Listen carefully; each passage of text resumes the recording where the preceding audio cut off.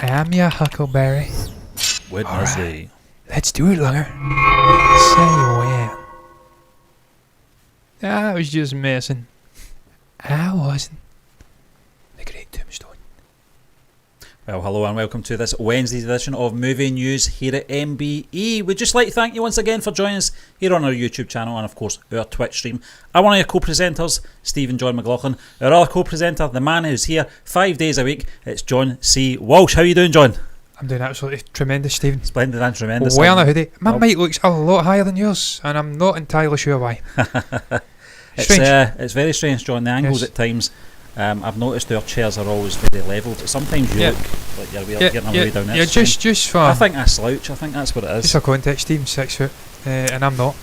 So Stephen should be bigger than me. So it's definitely a trick of the camera. I think I'm a sloucher. I think that's what it is. Yeah, a sloucher, Stephen. Whereas Especially I am Tom Cruise military fucking... Because you're big enough to get away with it, Stephen. John, I watched a Gilly review a few weeks ago and I was hanging. I was actually like this at one point. Yeah.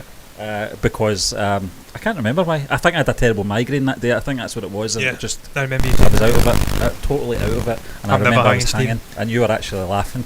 Yeah, I'm always You'd rueful fucking laugh. wired. I'm wired all the time. Yeah. You All the actually time. asked me if I was done. I went, yeah. All that. Here we go. Here we go. Here we fucking go. It's Wednesday night here in the UK, folks. It is. So very. Not Tuesday. I was going to say very late on. It's actually quite early, considering the times that we have been coming on. Yeah. Both of us. I know you come on earlier, John, when you do the solo shows. But Not really, normally no, Stephen. I we're think I after came on 11. pretty late yesterday, to be fair. Yeah. I think it was... What was it? I don't know. No, it was 10. It was No, it was reasonable, fucking John. 10. Yeah, it was, No, because yeah. I was watching. Sure, I was doing the Sure chat. you were, so the James Bond. James Bond, yes. Seen a few comments. It was a James Bond thumbnail, but as you can tell, folks, from our thumbnail, it's all about Edgar Wright. Hopefully you can tell. And explaining Even though I'm not sure. why he would make a Shaun of the Dead 2. Now, John, I remember when this film came out. The first one, that is, not the second one because it doesn't exist. Early 2000s, and you know me, John. I don't like horror films. I'm not a big fan of horror films, but this film for me was one of the most perfect films made at the time. And I only knew Simon Pegg from television series Spaced at that point. Yeah. I only knew him in appearances in Alan Partridge, etc. And your man behind the camera had a lot to do with obviously Simon Pegg's success and his uprise. And you Nick. know, yeah, and Nick Frost. The dynamic duo. Yeah, fantastic. But The fat man and the skinny man. John, I'm going to ask your opinion in a little moment after Yes. we just read this little bit about Edgar Wright explaining why he doesn't want to make a sequel. I don't think Edgar has to explain anything. It does not. Yeah. It does not, John. Oh, this is coming in what's from going on there? Screen Rant, and this is the first part of the Cornetto trilogy, as most people know that follow his work. And it remains to be seen what genre the ever unpredictable Wright will tackle next. One thing is for certain, though, he won't be doing Shaun of the Dead 2. Speaking to SFX magazine via Games Radar, Wright explained why he has no desire to revisit the movie that launched him on a huge filmmaking career. He said this: "I haven't gone back to horror comedy because with Shaun of the Dead I felt like I had said much of what I wanted to say with that movie. It's difficult to return to that even as a producer. Sometimes I get sent films people want to make the next Shaun and want me to come on board as a producer, but I find it difficult to cover the same territory again." So, John, what do you make of that? Stephen, I think it's correct. He says there, he said all he wanted to say. I've just changed the fucking topic 2 seconds ago. I need that for later. He says he's said all he had to say with that movie, that he really hadn't been back to horror comedy. We know that is a case because we also are huge fans of Edgar Wright. Yeah. He was once on board, wasn't he, if I'm not mistaken, to do Ant-Man. Ant-Man, yeah. Then something happened. Still got a credit in that. Adam Mackay, was it? Was it Adam Mackay? Something Mackay? Oh yeah, you're quizzing me now, John. There was someone, I can't remember his fucking name. The guy came on and obviously eventually did it. This hoodie, it's doing my nothing. Fucking hood's massive. He says that, Stephen, he said all he wanted to say. Realistically, I don't think this guy can make a better Shaun of the Dead than the one he'd made. Yeah, a sequel doesn't make sense because most of the people fucking died. And Bill Nye can't come back. It's Peyton Reed that directed. Peyton Reed, Ant-Man, fucking yeah. miles off. Adam Mackay, then. Adam Mackay wrote the screenplay, John, so you are very close there. there. You go. Yeah. Yes, I knew there was some. Along with Edgar Wright. Edgar Wright, yeah. Yeah, they used his initial treatment, and then obviously he had to walk away for whatever reason. Stephen, to this day, I still want to see Edgar doing an MCU movie. I don't know which character he takes on, but this guy's tailor-made for Marvel. Box office goal proven. People love him. He's got that cult following, much like Taika, much like the other directors that have joined, who cult figures. Obviously, Chloe Zhao is the next one. He'd be perfect. I want to see this guy coming in and doing a Marvel movie at some point. But Stephen, with this one, I don't think you can talk Shaun of the Dead. I think it's the greatest horror comedy, zombie comedy movie ever. I don't think you'll ever beat it. There's always a degree of comedy with zombie movies anyway. Even Dawn of the Dead, you were getting guys shot and picked off, guys being zombies, the sort of spiked wheels. And also that was Zack Snyder. That was meant to be serious, and there was degrees of comedy. Yeah. This was an out-and-out comedy. I don't think you can recapture lightning in a bottle like you did with that movie. You had a tremendous cast. They were all up for it. As you said, Simon Pegg, really only known from Space. Was it Space? Spaced. Yeah. Nick Frost, they were coming up together. Edgar Wright coming up. They had that anger. I can't even speak. They had that energy. That purpose to want to in a bottle, be a success. Yeah. They ain't got it anymore. Simon's doing writing. He's doing directing. Nick Frost, I don't know what the fuck Nick's doing. Edgar's moved on. He's doing sort of blockbuster Hollywood movies now. It's not independent English movies he's doing. Yeah. So they're at different parts in their career. And I don't think he could go back and redo it and do it right. I think he's identified that it was something special he'd created. He'd said all he wanted to say. He can't go back and recreate it and have the same magic. We keep saying it, Stephen. You've got these arsewipes want to remake Back to the Future. Want to remake classic 80s action movies. Yeah. You're never going to recap. They tried it with RoboCop and it was shite. Yeah, they tried it with Total Recall. It was shite. That era of filmmaking as well was very unique, John, as well, in society. But when you can do a 4K restoration on these films that you've just mentioned, then there's no need to do any remakes. You just watch that. It's as clean as it will get. It looks like it was made yesterday. If you've seen the 4K version of Back to the Future. But you're right, John. I think T2. There's something about that genre. Yeah, T2 as well. The horror comedy aspect. I can't think for the life of me any film franchise that's not a franchise, but a film that is in that bracket that has went on to do sequels or remakes or whatever. I can't really think. Young Frankenstein was another unique one, horror comedy. I forgot all about Young Frankenstein. That's probably the best. You just cannot remake that. But you did say horror zombie. Yeah, horror zombie. So you kind of get away with it. But it is. You're absolutely right. You cannot recreate that. It's something about that as well. And I think the period of time these guys were in their career as well just worked perfectly.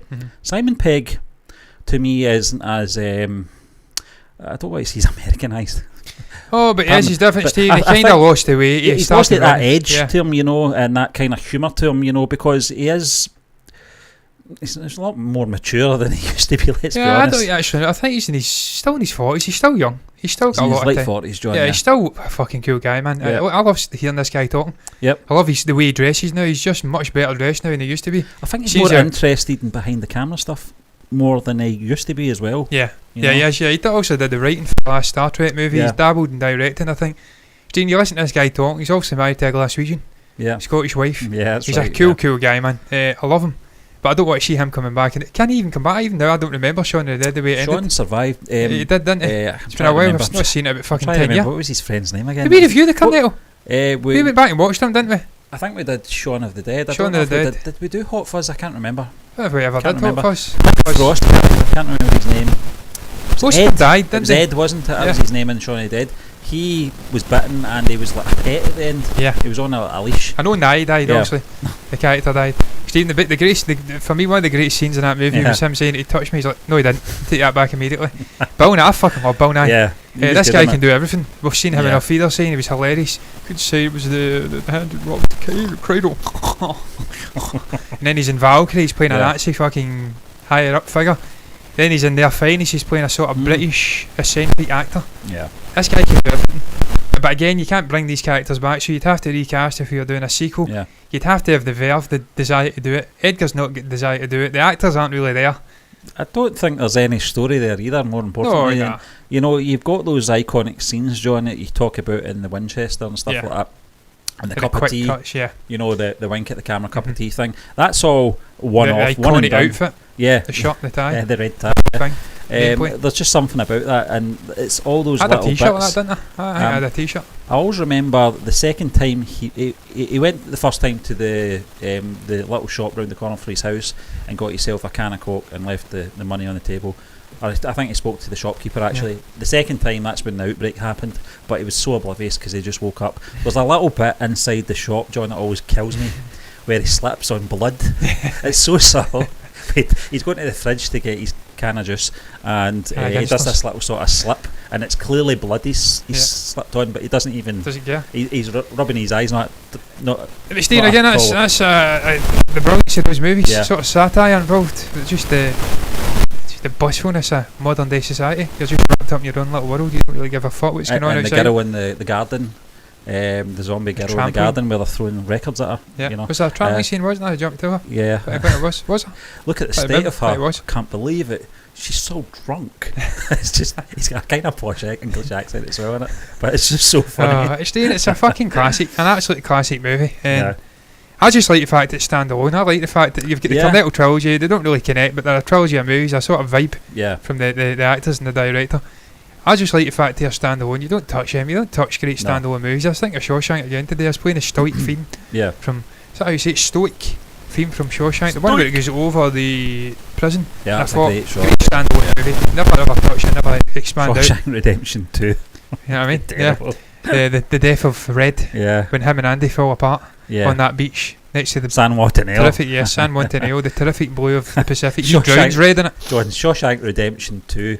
San Montaneo Nights. San Montaneo, Could you imagine? Yeah, it ends in tragedy though. I'm absolutely convinced, much like Lemmy said, that he murdered Red. They didn't get it on. I think as well, John. He actually made him a criminal. There's truth in that as well when you get a standalone film that stands the test of time. It leaves you lingering of what happened just after the cameras went off. How did the story go on? I don't know if you do that sometimes. But sometimes I think. Oh, Steve, you think where they went next? I think of Nolan, Inception. Yeah. Don't know, there's loads. Interstellar, fucking all of his movies seem to have that. That's what gives them that rewatchability, isn't it? Yeah, you can watch it, you can think, I wonder what happened. Yeah, subconsciously you're thinking, maybe I'll see an extra scene at the end. I know for a fact, Norm Macdonald, I went down a rabbit hole with Norm Macdonald. I'm still in this fucking rabbit hole with this guy watching him. Hilarious guy. He is amazing. He spoke about the end of a movie, I can't remember which movie it was. Or it was the end of Lost. In fact, if I try to keep it ambiguous, you have to think about what happened. He's like, I don't want to think about fucking what happened. I'm not smart enough to do that. I want you to tell me what happened. Some movies are like that. I'm like, just tell me what happened. The end of White Noise, Stephen. I mean, that was pretty self-explanatory. He's lying, fucking all crippled and broken. But some movies, man, I like the fact to leave it open-ended and you can make your own little happy ending up. Yeah. And certainly the case with Shawshank. But I think it ended tragically. Let's mention in the article about Edgar Wright, though, he does dabble in pay homage to other films. Obviously, Shaun of the Dead was paying homage to, is it Georgie Romero, the classic Night of the Living Dead. Yeah. You know, Hot Fuzz was playing homage to, what was that, Wicker Man. It had that Wicker Man vibe to it, didn't it? The whole sort cult of thing. Town, the cult, yeah, the conspiracy and all that. It was amazing. I loved it, John. It's probably my favourite. It's funny that, because I was going to just ask you that. I was going to say, out of the two of them, what one is your favourite? They're both amazing. It's hard to pick, but I didn't go and see Shaun of the Dead in the theatres. I went to see Hot Fuzz in the theatres, so I think I just edges it. World's End, John. Although I do like World's End, the first time I watched it, I didn't really like it. It took me another watch to really, get all the jokes and stuff like that. And the soundtrack's fantastic as well because it's all 90s stuff, all the Britpop and all that. And there's so many funny jokes in it. And I think I actually reviewed it on the website at one point, and I did like it very much. But it's not a patch in the first two for me. Also, the alien scene, don't you, in the toilets? That's good though. It is. It's again, he's telling a lovely story about this guy. It's not really grown up. The good thing about obviously the roles are with Simon Pegg and Nick Frost is they reverse them. Nick Frost is the sensible one in that film, and he's a sort of alcoholic, the man child. Yeah, that's a perfect description. Yeah, but the way he brings them all around, though, Steve. They think they're better. They're like, look, this guy's pathetic. He's not grown up. He's the same as he was. Yeah. He slowly brings them all back, and they're like, fucking love us. Drags him down to his level. You've got to love that. Yeah. Got to. Paddy Considine's in there as well. So Paddy Considine, yes, I always call him McGuinness. I don't know why. It's not McGuinness. That's the other Paddy, yeah. He's a big 6'4" guy that does dating programmes over here. Hilarious guy as well, has to be said.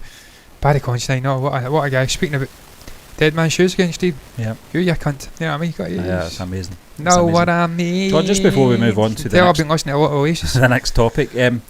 If Edgar Wright did make a Shaun of the Dead 2, would you watch it? No.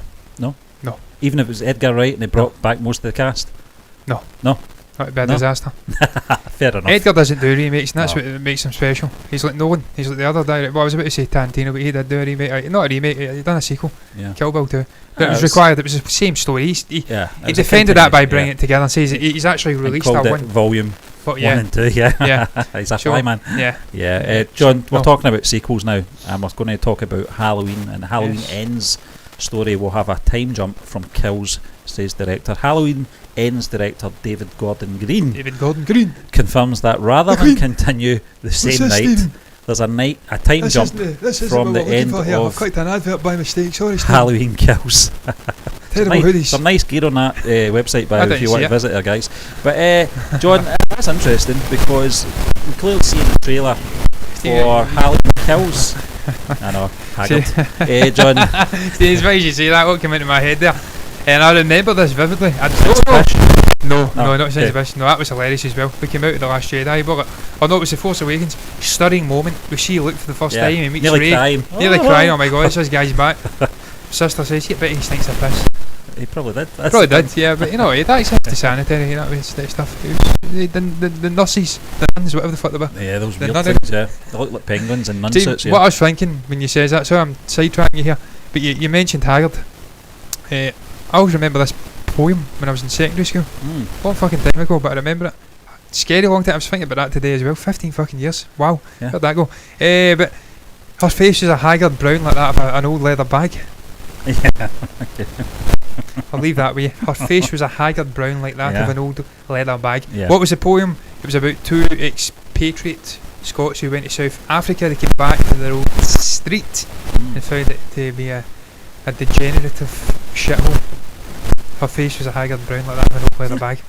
I'll leave that with you. Okay. I'll think about that later. John, a time jump. Sorry, now. Jamie. Yeah, I know. I like Jamie Lee Curtis. Sorry. Amazing actor, and she's really good in that first movie, John.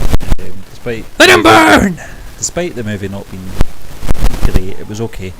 She was really good, to be fair. But the thing, before I read this article coming in from Screen Rant about we clearly know that it's a continuation of that same night and Kills. Because we see, obviously, they're getting picked up. They're in the back of that. Nights. Is it an ambulance in the back? I can't remember. What happened there? I'm out of the picture. You're just going to have to. I'll go to you, Stephen. That was strange. Sure. No, you're fine. That was strange. Don't know what that was. Gremlins in the work, John. So we know I tell you, these cam links have been fucking doing my nutting tonight. We know that Halloween, the first movie, 2018, 2017 film, can't remember, Stephen, as a continuation. Kills is a continuation of that same night. But the director is saying that Ends will have a bit of a jump. How far, we don't know, because, John, I've got a theory of this, and I know you don't like the sound of it because you prefer our other theory, but we'll talk about that in a little moment. Yeah. While remaining tight-lipped about his plans for Halloween Ends, the director reveals on the Real Blend podcast that the film will involve a bit of a time jump. While Halloween Kills is extended to expand the story's scope to explore how the people of Haddonfield respond to Michael's second killing spree, Green says the third film will take a beat before resuming the narrative rather than continuing on with Halloween Night. However, he assures the fans that Halloween Ends will be a satisfying conclusion to Laurie and Michael's saga.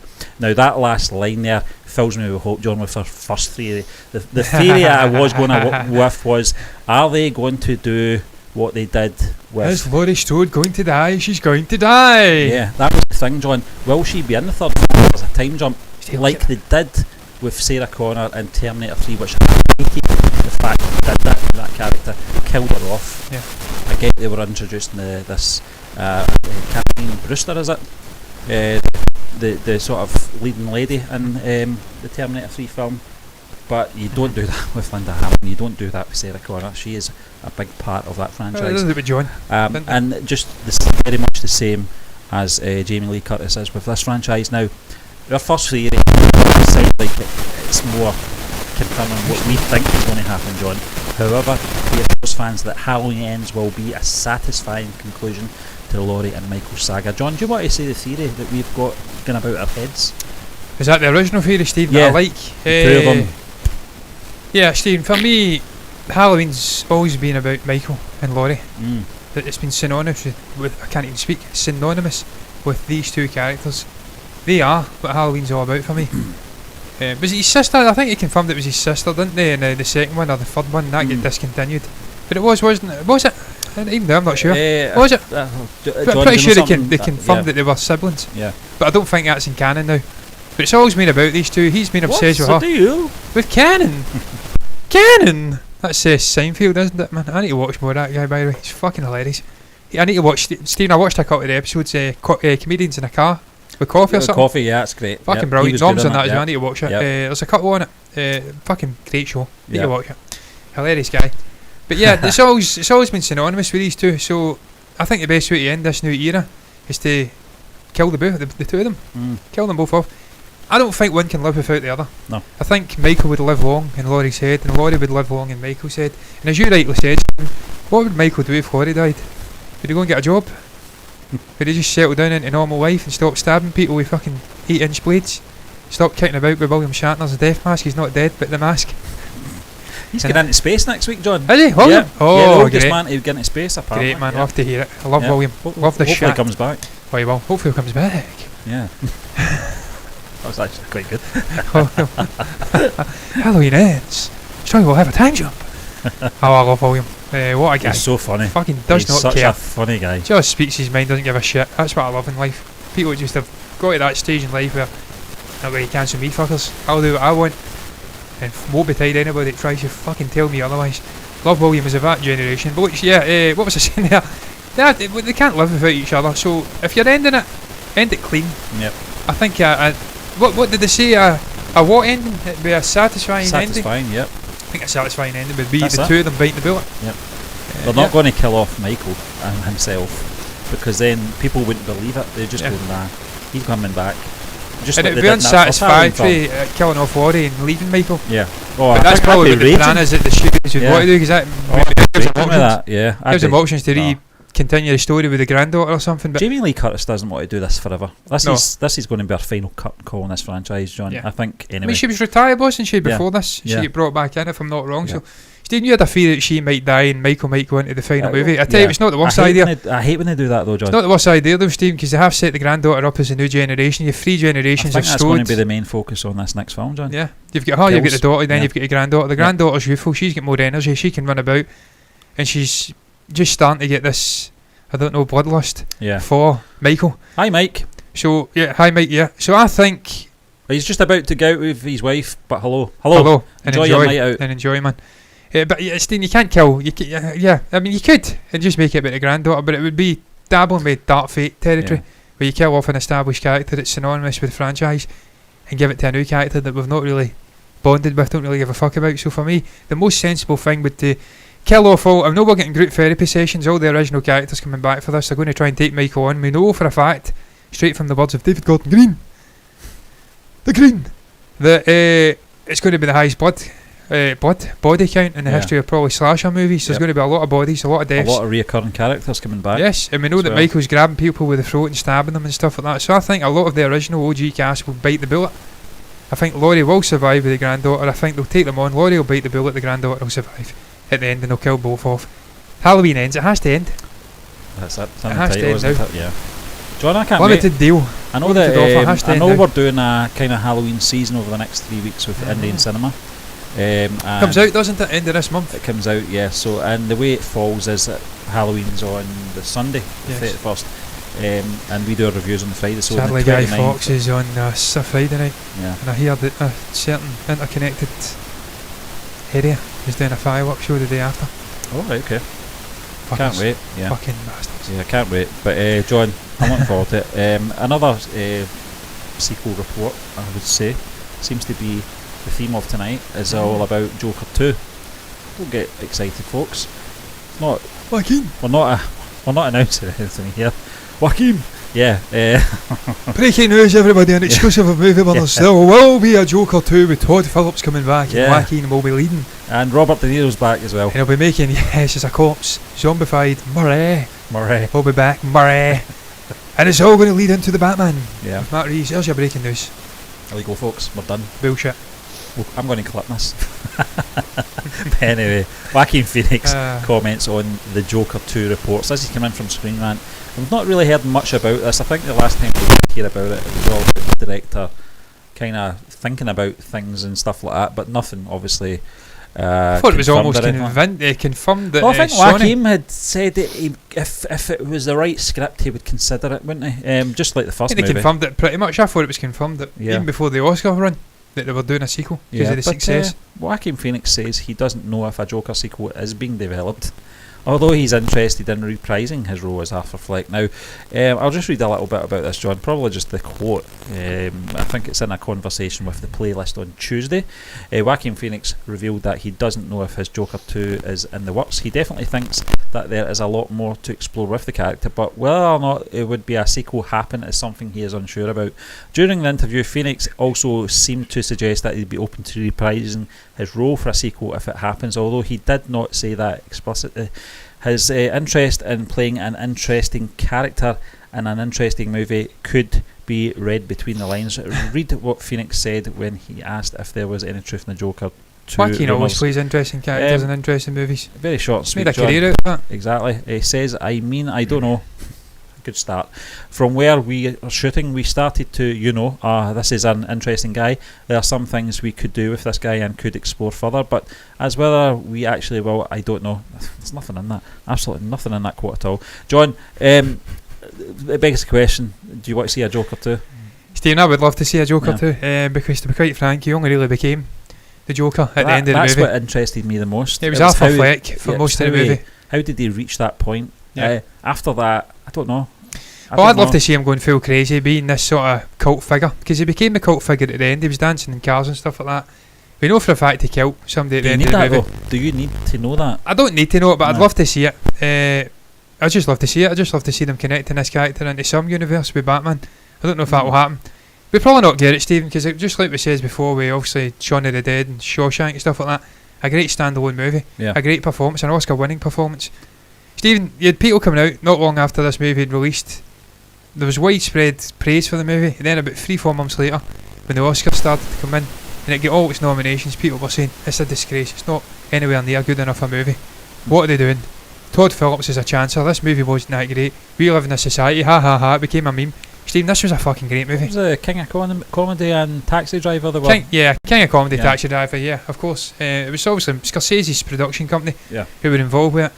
He moved away, Todd Phillips came in, and also there was huge inspiration from those 70s, 80s movies, those dark movies, those sort of human condition movies.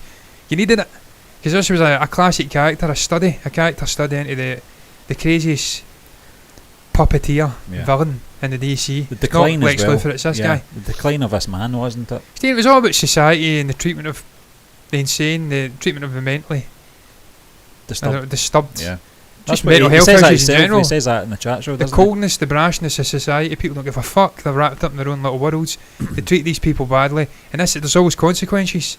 Can't speak tonight. There's always consequences for the treatment of these people, and you see that in that interview. We just watched the scene before we came on. Love it.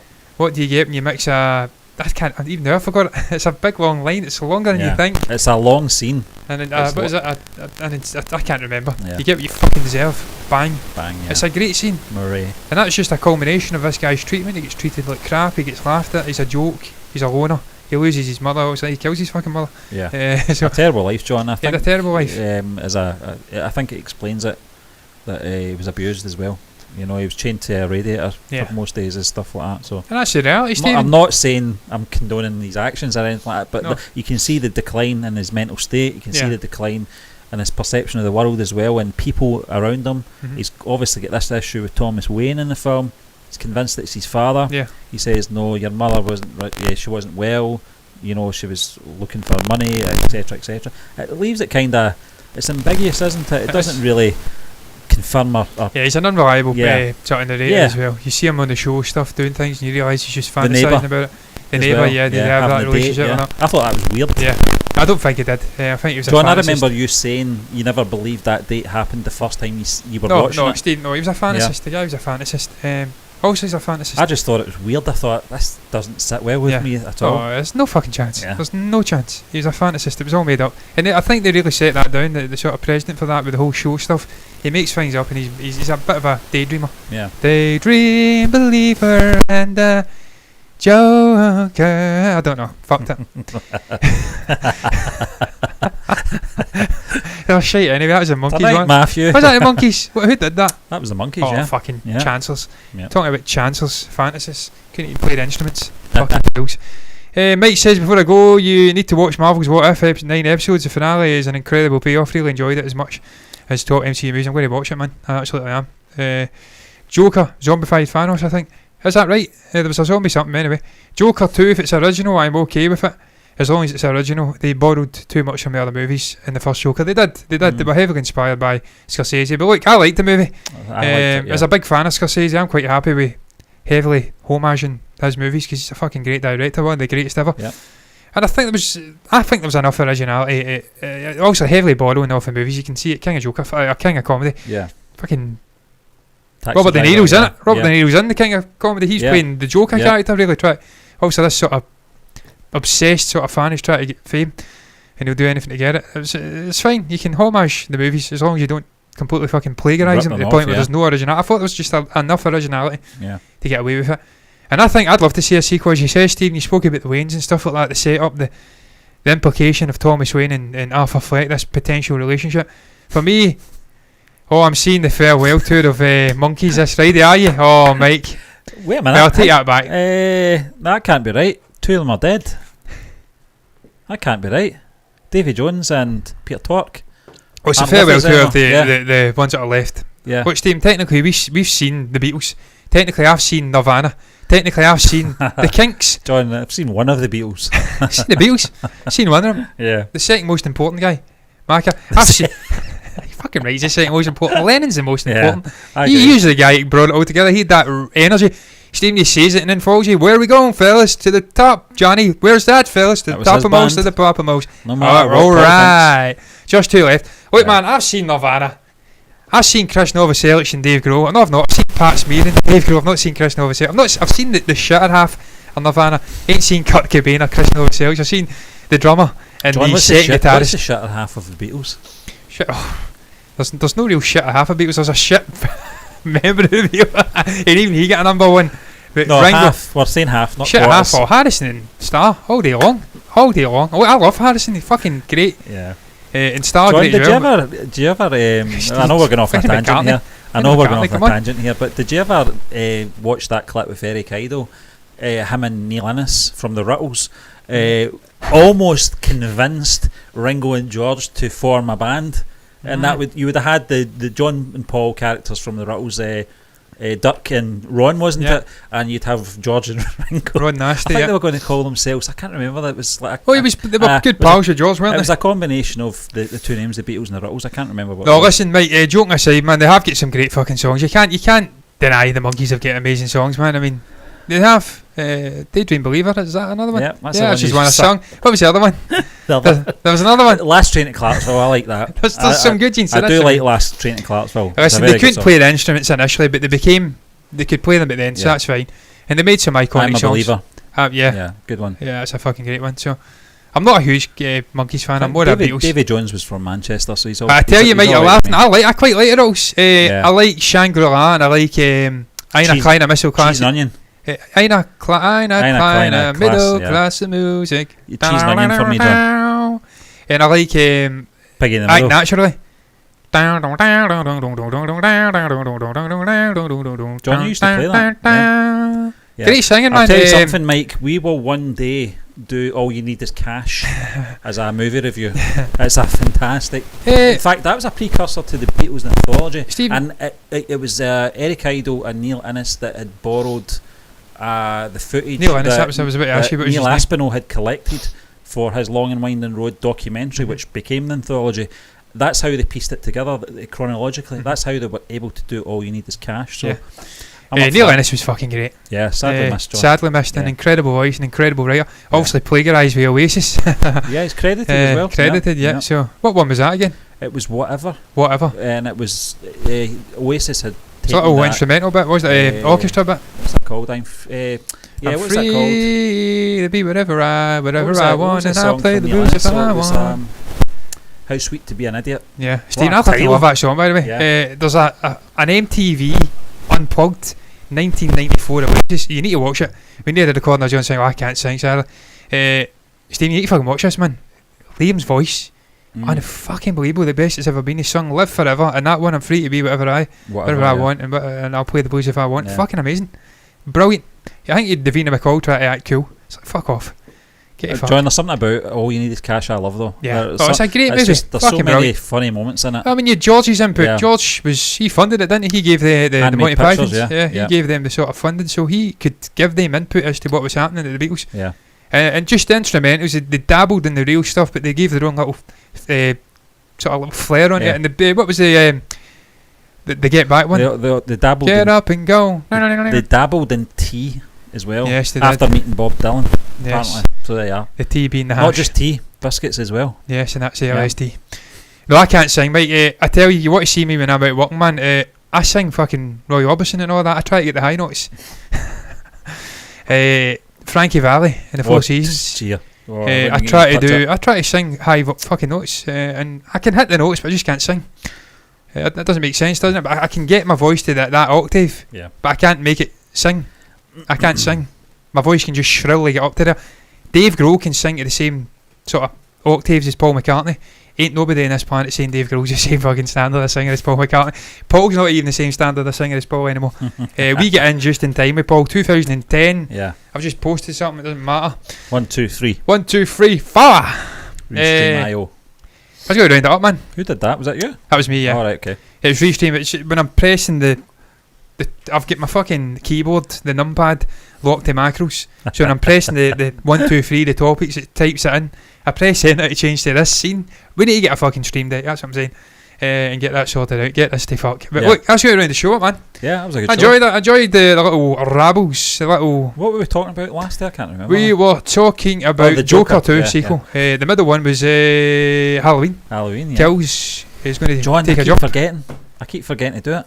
Yeah, I done it. I kept forgetting after every fucking topic last night as well.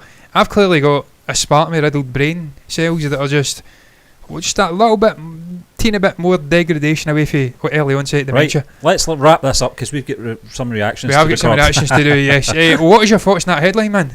What do you make about Edgar Wright coming out and speaking about Shaun of the Dead and the chances of being a sequel? That chance being fucking zero because he thinks he's done all he can with that story. He's told the story to the best of his abilities and he doesn't want to do it again. But you can comment below. Do you want to see it? Do you think it'd be a good idea? Do you think he's telling the truth when he says that he's not wanting to do it? And is that the right decision? You can comment below anyway. People get anything to say. What do you make about David Gordon Green? To the Queen. That's a guy called Craig White, incidentally. There's a strange little ceremony that takes place in a certain Glasgow club. I'll come out and say them, Rangers. A strange fucking organisation all over. But they have this really weird ceremony, the Loving Cup. A cup that was gifted to them by Stoke City in the 1930s. And they, a bit like Masons, they all stand about drinking from it and fucking weirdos. And that's where that came from. He said, to the Queen, without further ado, the Queen. Not to her Royal Highness, her Majesty the Queen, to the Queen. Anyway, David Gordon Green, Halloween, says he's going to jump. There's going to be a jump between ends and kills. Is that something you're happy about? How do you think it's going to end? Will Laurie Strode die? You can comment below if you get to see about that. And finally, Joker 2. Will there be a sequel to the Joker? Did you like the first Joker? Did you like Todd Phillips' work? Do you want to see Joaquin playing Arthur Fleck? Now the Joker, full-fledged, murdering people left, right and centre, dancing. More Gary Glitter. No more Gary Glitter. You can comment below if you get to see at all and share your thoughts in the comment section. You can also like the video if you've enjoyed it, subscribe to the channel, hit the bell icon, hit the follow button over on Twitch. If you want to see more content like this in the future, you'll get me back tomorrow. Hopefully not saying it's Tuesday, hopefully not getting confused at the end of it by saying I'm going to be back with Steam tomorrow. Then we're doing it. No, it's Friday. It's already Friday. Hopefully that'll not be here. You can get that and more if you subscribe. But wait, until then, I'm done. Bye bye.